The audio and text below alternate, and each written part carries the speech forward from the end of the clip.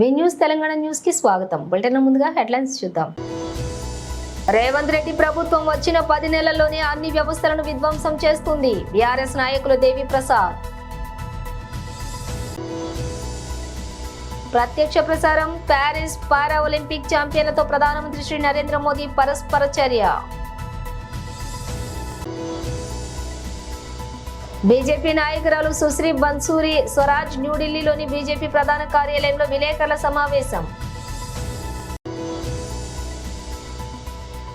MLC Shambipur రాజు నివాసంలో BRS నాయకుల press meet.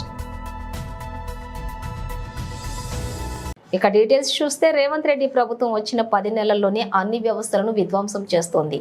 BRS నాయకులు దేవి ప్రసాద్.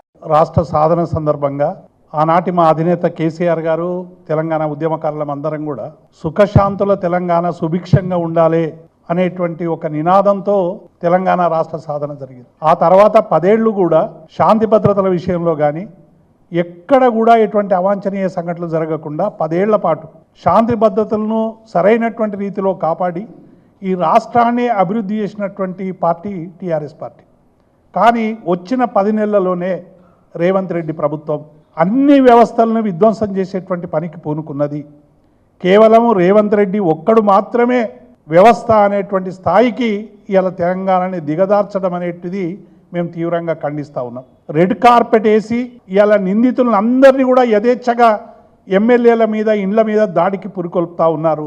కానీ శాంతియుతంగా మా సమస్యల కోసం మేము నినదిస్తాం, అప్రజాస్వామికంగా వ్యవహరిస్తున్న వాళ్ళ పట్ల శాంతియుతంగా మేము ప్రవర్తిస్తామన్నటువంటి మా నాయకులందరినీ కూడా అక్రమంగా నిర్బంధిస్తున్నారు. నిన్న కేశంపేటలోనైనా ఈరోజు కోకాపేటలో కూడా హరీష్ రావు గారిని నిర్బంధించడం, ఎవరిని కలవకుండా చేయడం, హరీష్ రావు గారి దగ్గరికి ఎవరిని పోకుండా చేయడం. హరీష్ రావు గారిని ఎందుకు నిర్బంధిస్తున్నారు? వారేమైనా విధ్వంసకారుడా? ఎక్కడైనా ఏమైనా విధ్వంసం చేసిండా? మా పార్టీ పక్షాన ఈ ప్రభుత్వం అనుసరిస్తున్నటువంటి ప్రజా వ్యతిరేక విధానాలని నినదిస్తున్నటువంటి నాయకుడు మా కేసీఆర్ గారి ఆదేశాలతో శాంతియుతంగా తెలంగాణ ఉద్యమమే దేశవ్యాప్తంగా ప్రపంచవ్యాప్తంగా ఒక శాంతియుత ఉద్యమానికి శ్రీకారం చుట్టడంలో టీఆర్ఎస్ పాత్ర ఉందనేటువంటి విషయం అందరికీ తెలుసు. ఇలా రాష్ట్ర వ్యాప్తంగా కూడా అనేక మంది నాయకుల్ని ఎక్కడైనా ఈ అక్రమ విధానాల్ని మీరు తప్పుపడుతున్నటువంటి వాళ్ళని అందరినీ కూడా ఇవాళ అరెస్టు చేయాలి. గాంధీ లాంటి వాళ్ళు యథేచ్ఛగా గుండాల్లాగా వచ్చి ఇలా ప్రవర్తిస్తుంటే ప్రభుత్వమే మౌనంగా ఉండడం అనేటువంటిది దేనికి సంకేతమో ఇలా రేవంత్ రెడ్డి గారు చెప్పాల్సినటువంటి అవసరం ఉంది. అందుకే బీఆర్ఎస్ పార్టీగా మా నాయకుల అరెస్టులన్నింటినీ కూడా మేము తీవ్రంగా ఖండిస్తూ ఉన్నాం. హరీష్ రావు గారిని మీరు నిర్బంధించినా, హరీష్ రావు గారిని మీరు ఎన్నిసార్లు అరెస్టు చేయాలని ప్రయత్నించినా తెలంగాణ ప్రజలు చూస్తున్నారు, మీ లెక్కలు రాసుకుంటున్నారు. సరైనటువంటి సమయంలో ఈ ప్రభుత్వానికి బుద్ధి చెప్తారనేటువంటి విషయాన్ని మేము స్పష్టం చేస్తూ ఉన్నాం. ఇవాళ ఫిరాయించినటువంటి వాళ్ళు మేము 10 మందిని చేర్చుకున్నామని దర్జాగా చెప్పిన నాయకులందరూ కూడా ఇవాళ పిల్లుల్లాగా మేము ఫిరాయించలేదు, మేము పలానా ఆ పార్టీలనే ఉన్నామని నిర్లజ్జగా ప్రకటించడం అనేటువంటిది ఇది దేనికి సంకేతం? అట్లాగే కండువాలను కూడా ఇవాళ అపహాస్యం చేసేటువంటి పద్ధతి వచ్చింది. పోయి రేవంత్ రెడ్డి దగ్గర కండువా కప్పుకున్న గాంధీ ఇవాళ ఏదో మేము దేవుడి కండువాను కప్పుకున్నామని చెప్పి ఇలా అబద్ధాలు వలికేటువంటి పరిస్థితి కనబడతా ఉంది. అంటే ఈ రాష్ట్రంలో మొత్తంగా ప్రతిపక్షాలని అణిచి ప్రజల ఆకాంక్షల్ని పక్కకు పెట్టి 6 గ్యారంటీలు, రుణమాఫీలు ఇచ్చినటువంటి హామీల వైఫల్యాన్ని ప్రశ్నిస్తున్నందుకు ఇలా ప్రతిపక్షాల మీద మీరు దాడులకు పురికొల్పుతున్నారు. మేము ఈ రాష్ట్ర ప్రభుత్వాన్ని డిమాండ్ చేస్తూ ఉన్నాం, అరెస్ట్ అయిన నాయకులందరినీ కూడా మేము శాంతియుతంగా చేయదలుచుకున్నాం. మా కేసీఆర్ గారి ఆదేశాల మేరకు, మా పార్టీ ఆదేశాల మేరకు నిరసనలు మాత్రమే శాంతియుతంగా చెప్పేటువంటి వాళ్ళ పట్ల ఇవాళ దుర్మార్గంగా వ్యవహరించడం అనేది మేము తీవ్రంగా ఖండిస్తూ ఉన్నాం.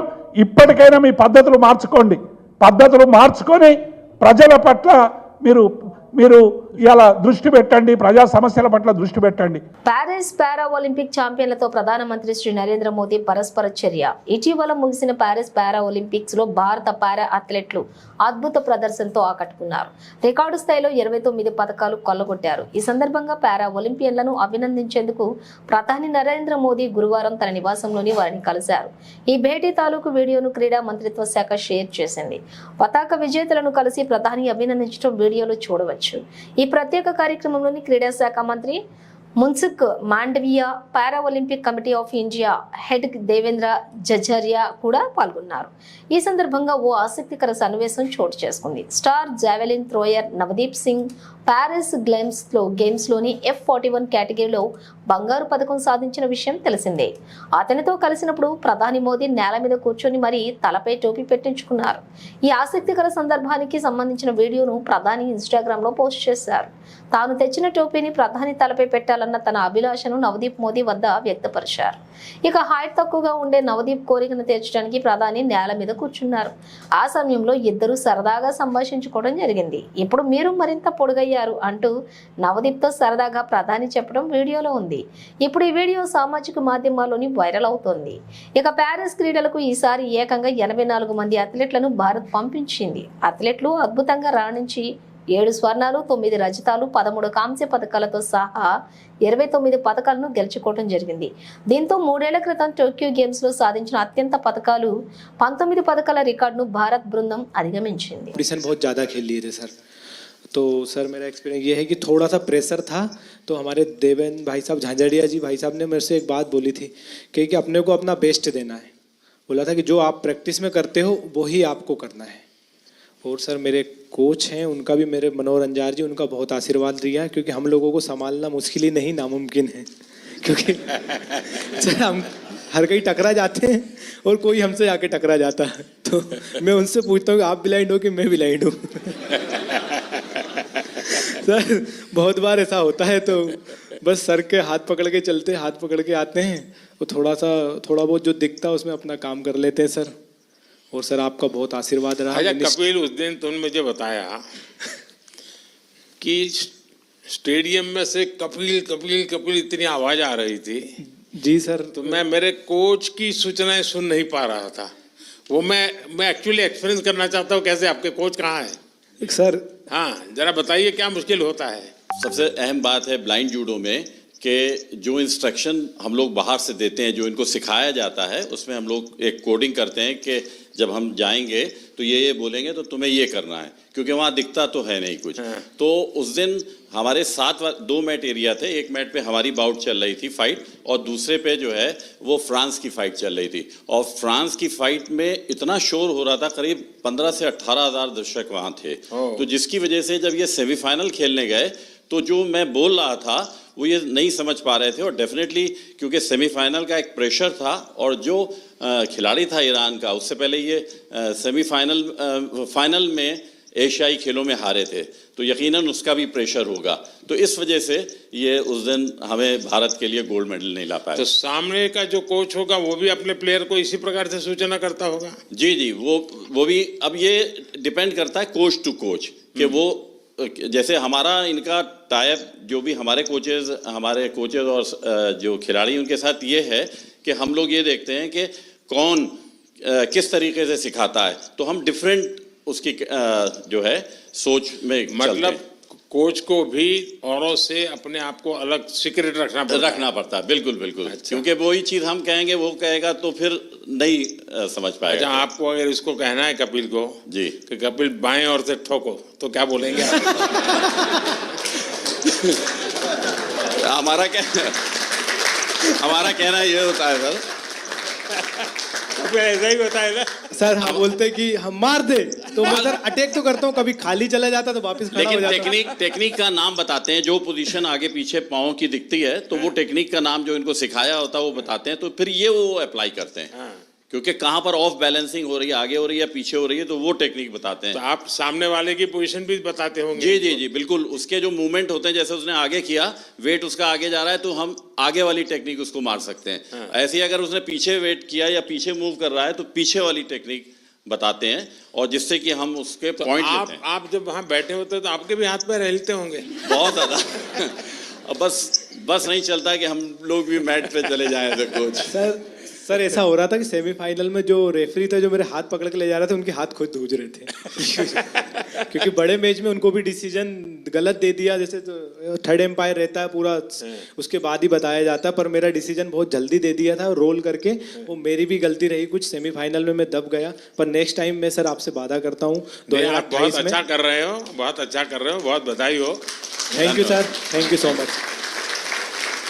जय हिंद सर, मैं एक सोल्जर हूँ और मेरी वाइफ है सिमरन शर्मा और एक मेरे पास प्रीति है। मैं एथलेटिक का एक कोच हूँ, पैरा एथलेटिक का। तो मेरे दो एथलीट है, दोनों 100 और 200 मीटर करते हैं और फर्स्ट टाइम जो एथलेटिक में ट्रैक में मेडल आया है सर, मेरे ही एथलीट लेकर आए हैं अभी, और 3 मेडल आए हैं। हमारा काफ़ी वहाँ पे सीखने को मिला सर, जैसे कि वहाँ पे हमारा 100 मीटर में एक इवेंट में मतलब 2 मेडल आ गए, तो 2 मेडल एक ही रूम में 2 एथलीट हैं 100 मीटर के दोनों पहली बार खेलने जा रहे हैं, देश के लिए पहली बार मेडल जीतने के लिए जा रहे हैं ट्रैक में। तो जब 2 मेडल एक रूम में रखे हों और दूसरे खिलाड़ी का भी इवेंट भी नहीं हुआ हो, तो उस प्रेशर को मैं as a coach, as a husband, मैं कैसा फील कर रहा हूँ, मैं उसको समझ रहा हूँ। दूसरा एथलीट जो है उसका गेम भी नहीं हुआ और उसमें 2 मेडल रखे हैं, हाई प्रेशर है वो कि भाई मेरा तो मेडल भी नहीं आया, उसके 2 मेडल आ चुके हैं। तो उसको उससे बाहर निकालने के लिए बार बार उसको मुझे एंगेज करना पड़ रहा था, बहुत बिजी रखना पड़ रहा था पूरे दिन। तो वहाँ से बहुत कुछ सीखने को मिला। हम 100 मीटर में हार गए सर। अच्छा, वहाँ तो तुमने दिन निकाल दिए, अब घर में क्या होगा तेरा? सिमरन। सर ये जितना अच्छा बन के दिखा रहा है इतना है नहीं। मैं जब हम यहाँ पे आए थे तो यहाँ से जाने से पहले बात हुई थी, एक्चुअली हम दोनों में ये बात होती थी कि ट्रैक को पहला मेडल कौन देगा। సమీపూర్ రాజు నివాసంలో బీఆర్ఎస్ నాయకుల ప్రెస్ శేర్లింగంపల్లి ఎమ్మెల్యే అరికెపుడి గాంధీకి సవాల్ విసిరిన బీఆర్ఎస్ ఎమ్మెల్యే పాడి కౌశిక్ రెడ్డికి పోలీసులు షాక్ ఇచ్చారు. ఆయనపై కేసు నమోదు చేశారు. అడిషనల్ ఎస్పీ రవిచందర్ ఫిర్యాదు మేరకు రాయదుర్గం పోలీసులు కేసు నమోదు చేశారు. పోలీసులు విధులకు ఆటంకం కలిగించారని ఫిర్యాదులో ఏఎస్పీ పేర్కొన్నారు. దీంతో 132, 351 బిఎన్ఎస్ యాక్ట్ ప్రకారం కేసు నమోదు చేశారు. మా జిల్లా పార్టీ అధ్యక్షులు శంబీర్పూర్ రాజు గారు నిన్న పిలుపివ్వడం జరిగింది. ఇవాళ మా బీఆర్ఎస్ పార్టీ ఎమ్మెల్యే అని చెప్తున్న గాంధీ గారి ఇంట్లో ఇవాళ సమావేశం ఉంటుంది. మన బీఆర్ఎస్ పార్టీ కార్యకర్తలు అందరూ, ముఖ్య నాయకులు అందరూ కూడా రాండని ఇవాళ పిలుపివ్వడం జరిగింది. ఇవాళ మేము పిలిపించిన తర్వాత తెలంగాణ రాష్ట్ర వ్యాప్తంగా ప్రతి గ్రామంలో, ప్రతి వార్డులో, ప్రతి డివిజన్లో మా ఎమ్మెల్యేలని, ఎమ్మెల్సీలని, మాజీ ఎమ్మెల్యేలని, మాజీ ఎంపీలని, సర్పంచ్లని, ఎంపీటీసీలని, కార్పొరేటర్లని, మున్సిపల్ చైర్మన్లని, బీఆర్ఎస్ పార్టీ కార్యకర్తలని, ఉప సర్పంచ్లని, వార్డు మెంబర్లని, కేసీఆర్ గారి ప్రతి అభిమానిని, కేటీఆర్ గారి, హరీష్ రావు గారి ప్రతి అభిమానిని ఇవాళ పోలీసు వాళ్ళు అరెస్ట్ చేసి ఎక్కడికక్కడ హౌస్ అరెస్టులు, పోలీస్ స్టేషన్లో నిర్బంధించి ఆఖరికి ఇవాళ పొద్దున నేను రాజు గారు ఇక్కడి నుంచి బయలుదేరి మేమిద్దరం వెళ్తాము. మా బీఆర్ఎస్ పార్టీ ఎమ్మెల్యే అంటున్నాడు కదా, గొడవ అవసరం లేదు, తను కూడా స్వాగతించిండు. నేను మీడియాలో చూసిన, కలిసి వస్తాము, తీసుకొని వచ్చుకుంటాం ఆయనని, కేసీఆర్ గారి దగ్గర తీసుకుపోతామని నేను ఎంత చెప్పినా పోలీసు వాళ్ళు వినకుండా ఇవాళ నన్ను రాజుగారి ఇంట్లో అరెస్ట్ చేయడం జరిగింది. నేను ఒకటే అడుగుతా ఉన్నాను, మరియు నిన్న పోలీసు వాళ్ళు దగ్గర ఉండి గాంధీ గారికి ఎస్కాట్ ఇచ్చి ఆ గుండాలని తీసుకొని వచ్చి నన్ను చంపించే ప్రయత్నము నిన్న చేసిరు కదా. మరి నిన్న ఎందుకట్లా చేసిరని నేను అడుగుతా ఉన్నా పోలీసు వాళ్ళని. వచ్చిన వాళ్ళ 30-40 మందిని ఇలా సైబరాబాద్ పోలీస్ అనేది ఆ 30-40 మందిని ఆపలేకపోయినరా? నేను ఒకటే కోరుతా ఉన్నా, ఈ తెలంగాణ సమాజాన్ని ఒక్కసారి ఆలోచించమని కోరుతా ఉన్నాను.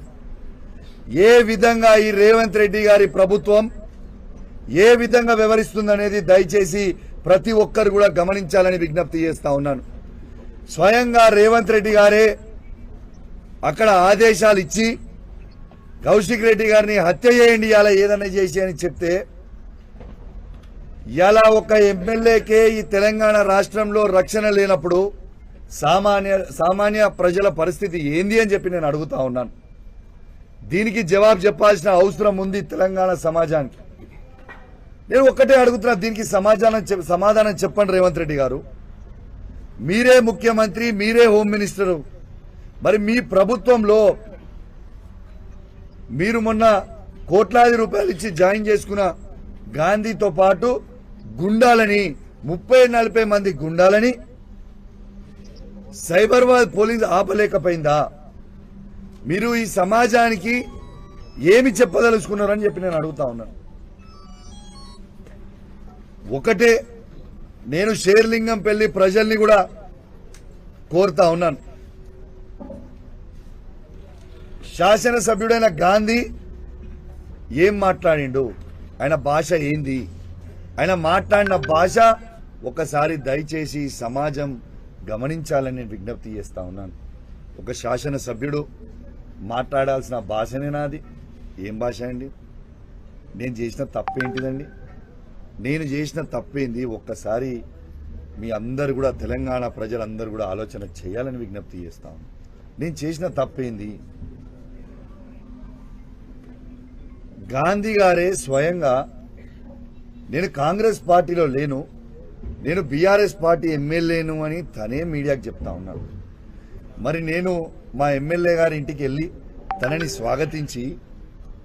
స్వాగతించి తెలంగాణ భవన్కి తీసుకెళ్లి కేసీఆర్ గారి దగ్గరికి తీసుకుపోతా అన్నా. దాంట్లో ఏమైనా తప్పున్నదా అని నేను అడుగుతా ఉన్నా. నన్ను ఇంత దారుణంగా తిట్టడము సమాజం యాక్సెప్ట్ చేస్తుందా? ఒక్కసారి ఆలోచన చేయండి. ఒక బాధ్యత కలిగిన ఎమ్మెల్యే గారు ఈ విధంగా మాట్లాడగలుగుతారా? ఒక్కసారి ఆలోచన చేయండి. అదేమన్నా భాషనేనా? ఒక్కసారి ఆలోచన చేయండి. నేను దయచేసి షేర్లింగంపల్లి ప్రజలందరినీ కూడా కోరుతా ఉన్నాను. బీజేపీ నాయకురాలు సుశ్రీ మన్సూరి స్వరాజ్ న్యూఢిల్లీలోని బీజేపీ ప్రధాన కార్యాలయంలో విలేకరుల సమావేశంలో ప్రసంగించారు. बहुत धन्यवाद संजय भाई, आदरणीय संजय मोयोक जी और यहाँ उपस्थित मीडिया के सभी बंधुगण। आज शराब घोटाले के किंग पिन माननीय दिल्ली के मुख्यमंत्री अरविंद केजरीवाल जी को सुप्रीम कोर्ट ने बेल दी है। ये बेल इसलिए दी गई क्योंकि कोर्ट ने पाया कि ट्रायल में डिले हो सकती है। लेकिन अगर आप देखेंगे तो आज आम आदमी पार्टी के वर्कर्स और आम आदमी पार्टी के नेता भ्रष्टाचार का जश्न मना रहे हैं। आपके माध्यम से कुछ बातें हैं जिनको लेकर आम आदमी पार्टी जनता को और मीडिया को भ्रमित कर रही है, इसलिए आपके माध्यम से इन बातों का स्पष्टीकरण यहाँ पर बैठकर जरूर करना चाहूंगी। सबसे पहले अगर आप सुप्रीम कोर्ट का ऑर्डर देखेंगे तो आपने पाएंगे कि एक बार फिर honourable supreme court of India ने ये पाया है कि माननीय मुख्यमंत्री अरविंद केजरीवाल जी की अरेस्ट लीगल है, यानी वैध है। आपको ध्यान है अरविंद केजरीवाल जी ने जो अर्जी लगाई थी ऑनरेबल सुप्रीम कोर्ट के सामने, उसमें 2 मांगे थी। पहली ये कि उनकी अरेस्ट लीगल है या इलीगल है, इस पे एडजुडिकेट हो। दूसरी मांग उनकी थी बेल की।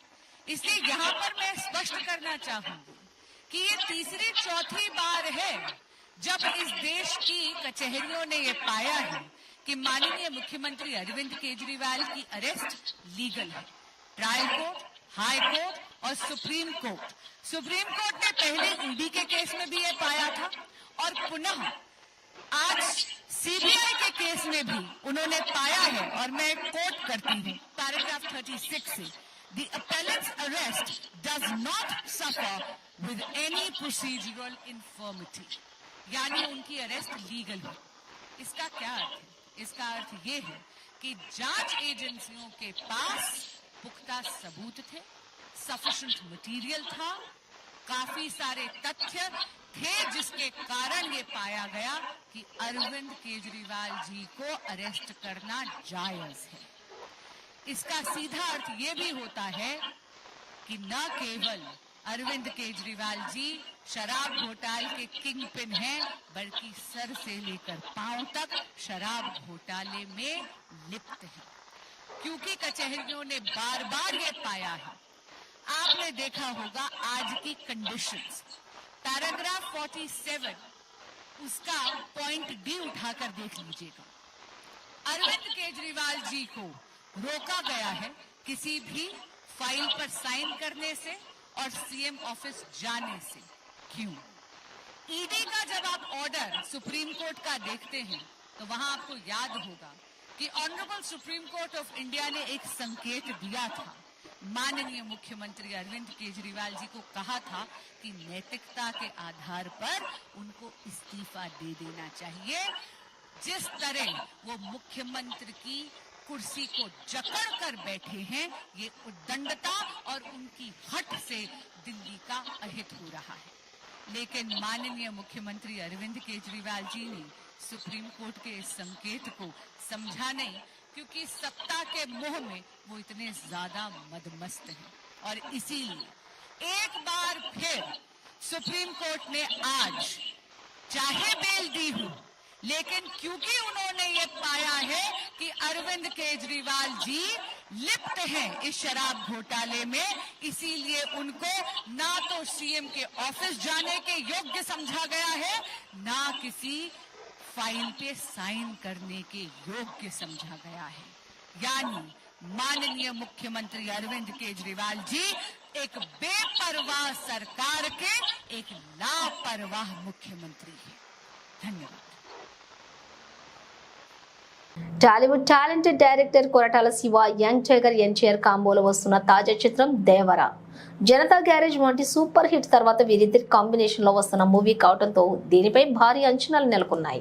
ఆ అంచనాలకు తగ్గట్టే ఇప్పటికీ విడుదలైన దేవరా సాంగ్స్ ట్రైలర్ గ్లింప్స్ అభిమానులను విపరీతంగా ఆకట్టుకుంటున్నాయి. ఇక 2 భాగాలుగా తెరకెక్కుతున్నటువంటి ఈ భారీ పాన్ ఇండియా మూవీ మొదటి పార్ట్ సెప్టెంబర్ 27న ప్రపంచవ్యాప్తంగా విడుదల కానుంది. ఇప్పటికే ఓవర్సీస్ బుకింగ్స్ మొదలు కాగా 1 మిలియన్కు పైగా టికెట్లు బుక్ అవడం విశేషం. తద్వారా నార్త్ అమెరికన్ బాక్స్ ఆఫీస్ వద్ద అత్యంత వేగంగా టికెట్లు ప్రీసేల్ ద్వారా 1 మిలియన్ మార్క్ దాటిన సినిమాగా రికార్డుకెక్కింది. కాగా ఈ చిత్రం తాజాగా ఓ అరుదైన ఘనత సాధించింది. కాలిఫోర్నియాలోని లాస్ ఏంజలీస్ లో వేదికగా ప్రారంభం కానున్నటువంటి అతిపెద్ద ఫిలిం ఫెస్టివల్ బియాండ్ ఫెస్ట్ లో ఈ సినిమాను ప్రదర్శించనున్నారు. సెప్టెంబర్ 25 నుంచి అక్టోబర్ 9 వరకు ఈ ఈవెంట్ జరగనుంది. కాగా సెప్టెంబర్ 26 సాయంత్రం ఈజిప్షియన్ థియేటర్ లో అక్కడి ప్రేక్షకులతో పాటు ప్రముఖులు కూడా ఈ చిత్రాన్ని వీక్షించనున్నారు. మరోవైపు ఈ చిత్రం సెన్సార్ పనులు కూడా పూర్తి చేసుకున్న విషయం తెలిసిందే. ఈ సినిమాకు సెన్సార్ బోర్డు యుఏ సర్టిఫికేట్ జారీ చేసింది. కాగా సినిమా రన్ టైం 2 గంటల 57 నిమిషాలు 58 సెకండ్ల పాటు ఉండనుంది. ఇక ఈ చిత్రంలోని విజువల్స్ అద్భుతంగా ఉంటాయని, చివరి 40 నిమిషాలు సినిమాలో హైలైట్ అని హీరో తారక్ ముంబైలో జరిగినటువంటి ట్రైలర్ లాంచ్ ఈవెంట్ లో చెప్పి అంచనాలు రెట్టింపు చేశారు. దీంతో దేవరా కోసం మూవీ లవర్స్ ఆతృతగా ఎదురు చూస్తున్నారు. 6 ఏళ్ల బాలికపై అత్యాచారం హత్య కేసులో నిందితుడికి సంగారెడ్డిలోని ఫోక్సో కోర్టు మరణశిక్ష విధిస్తూ తీర్పు చెప్పింది. కేసు పూర్వపరాల్లోకి వెళ్తే బీహార్కు చెందిన గఫార్ అలీ ఖాన్ బీడీఎల్లో కూలి పనులు చేస్తూ ఉండేవాడు. గత ఏడాది అక్టోబర్ 16న సంగారెడ్డి జిల్లా బానూరు బీడీఎల్కు చెందినటువంటి 6 ఏళ్ల బాలికకు కూల్ డ్రింక్ లో మద్యం కలిపి తాగించాడు. ఆపై పత్తి చేనులోకి తీసుకుని వెళ్లి అఘాయిత్యానికి పాల్పడ్డాడు. అయితే ఈ విషయాన్ని బాలిక ఎక్కడ బయట పెడుతుందోనని భయపడిన నిందితుడు ఆమెను హత్య చేసి పరారయ్యాడు. కేసు నమోదు చేసుకున్నటువంటి పోలీసులు నిందితుడు గఫార్ అలీ ఖాన్ను అరెస్ట్ చేసి జైలుకు పంపారు. తాజాగా జరిగిన కేసు విచారణలో నిందితుడికి దోషిగా నిర్ధారించినటువంటి న్యాయస్థానం అతడికి మరణశిక్ష విధించింది. అలాగే బాధిత కుటుంబానికి 10 లక్షల నష్టపరిహారం ఇవ్వాలని న్యాయాధికారి జయంతి ప్రభుత్వాన్ని ఆదేశిస్తూ తీర్పు వెలువరించారు. కేవలం 11 నెలల్లోనే ఈ కేసులో శిక్ష పడటం గమనార్హం. AP deputy CM Pawan Kalyan నియోజకవర్గంలో వైసీపీ అధినేత జగన్ నేడు పిఠాపురంలో పర్యటించనున్నారు. పిఠాపురం నియోజకవర్గంలో ఏలేరు వరద కారణంగా అతలాకుతలమైనటువంటి గ్రామాల్లో జగన్ పర్యటించనున్నారు. ఉదయం 10:30 జగన్ పిఠాపురంకు చేరుకుంటారు. అక్కడి నుంచి పాత ఇసుకపల్లి మీదుగా మాధవపురంకు వెళ్తారు. అక్కడ వరద బాధితులతో ఆయన మాట్లాడతారు. అనంతరం అక్కడి నుంచి కొత్తపల్లి మండలం నాగులపల్లికి వెళ్తారు. ఆ తర్వాత రమణకపేటకు వెళ్లి వరద బాధితులను పరామర్శిస్తారు. అనంతరం పిఠాపురం చేరుకుని అక్కడి నుంచి తాడేపల్లికి తిరుగుపయనమవుతారు. గత ఎన్నికల తర్వాత జగన్ తొలిసారి కాకినాడ జిల్లాలో పర్యటిస్తున్నారు. మరోవైపు విజయవాడ వరద ముంపు ప్రాంతాల్లో కూడా ఇటీవల జగన్ పర్యటించిన సంగతి తెలిసిందే. ప్రభుత్వం అలసత్వం వల్లే విజయవాడను వరద ముంచెత్తిందని ఆయన విమర్శించారు.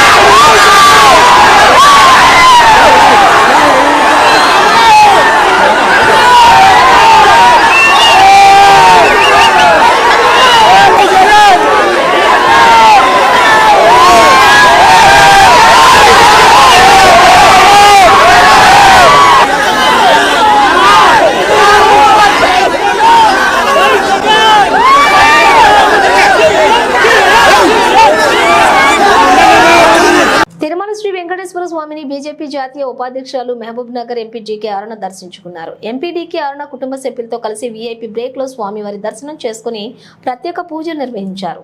స్వామివారిని దర్శించుకోవడం చాలా సంతోషంగా ఉందని డీకే అరుణ అన్నారు.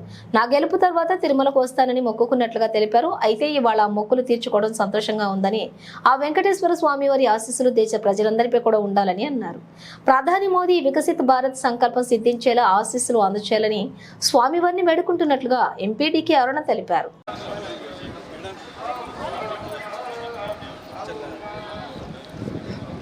మేడం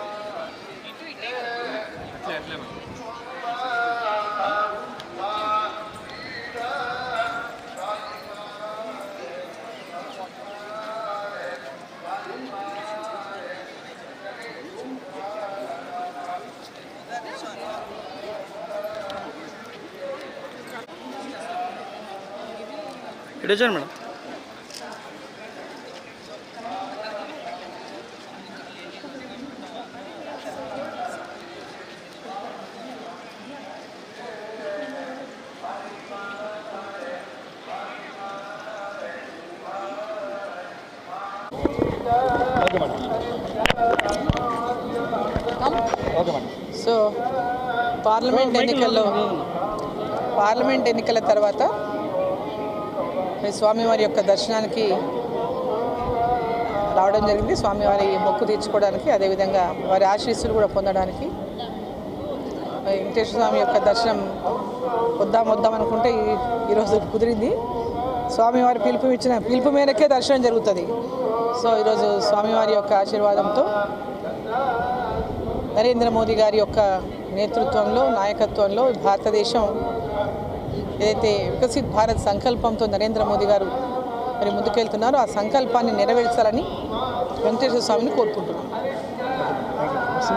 బ్రిటన్ ముగించే ముందు హెడ్లైన్స్ మరోసారి. రేవంత్ రెడ్డి ప్రభుత్వం వచ్చిన 10 నెలల్లోనే అన్ని వ్యవస్థలను విధ్వంసం చేస్తుంది. బీఆర్ఎస్ నాయకులు దేవి ప్రసాద్. ప్రత్యక్ష ప్రసారం ప్యారిస్ పారా ఒలింపిక్ ఛాంపియన్లతో ప్రధానమంత్రి శ్రీ నరేంద్ర మోదీ పరస్పర చర్య. బీజేపీ నాయకురాలు సుశ్రీ బన్సూరి స్వరాజ్ న్యూఢిల్లీలోని బీజేపీ ప్రధాన కార్యాలయంలో విలేకరుల సమావేశం. ఎమ్మెల్సీ సెంబీపూర్ రాజు నివాసంలో బీఆర్ఎస్ నాయకుల ప్రెస్ మీట్. ఇవి బులెటిన్ విశేషాలు.